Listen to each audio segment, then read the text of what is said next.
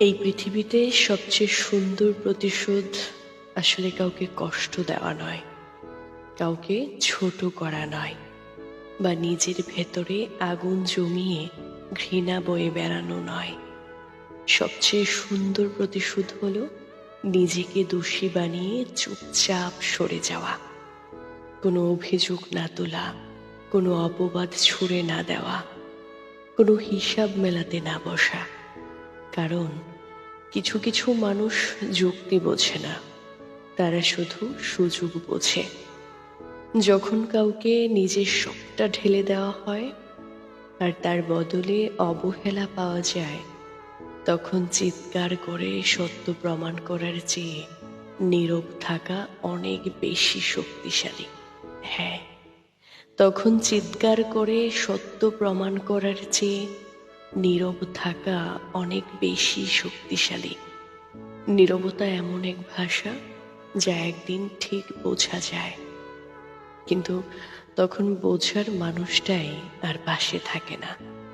ঘৃণা বুকে রেখে কখনোই বাঁচা যায় না, সেটা ধীরে ধীরে নিজের ভেতরটাই নষ্ট করে দেয়। তাই ঘৃণার বদলে ভুলে যাওয়া বেছে নেওয়াটাই আত্মসম্মানের সবচেয়ে বড় প্রমাণ। কারো প্রতি রাগ না রেখে, দোষ না চাপিয়ে, শুধু নিজের পথ আলাদা করে নেওয়া, এটাই প্রকৃত জয়। যারা ভুল মানুষ, তাদেরকে হারানোটা কোনো ক্ষতি নয়।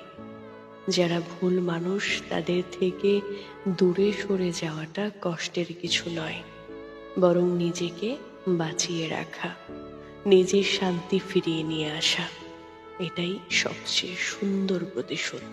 এই যে বললাম, সবচেয়ে সুন্দর প্রতিশোধ আসলে কাউকে কষ্ট দেওয়া নয়, কাউকে আঘাত করা নয়, কাউকে দুঃখ দেওয়া নয়, কাউকে ছোট করা নয়, নিজের ভেতরে আগুন জমিয়ে ঘৃণা বয়ে বেড়ানো নয়।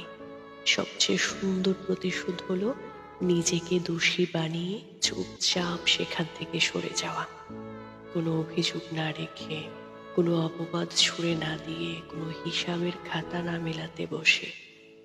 কারণ কিছু মানুষ কখনোই যুক্তি বোঝে না, তারা শুধু সুযোগ বোঝে, এবং সুযোগটা খুঁজে কখন তাকে দোষারোপ করা যায়, অপর পাশের মানুষটাকে অপবাদ দেওয়া যায়।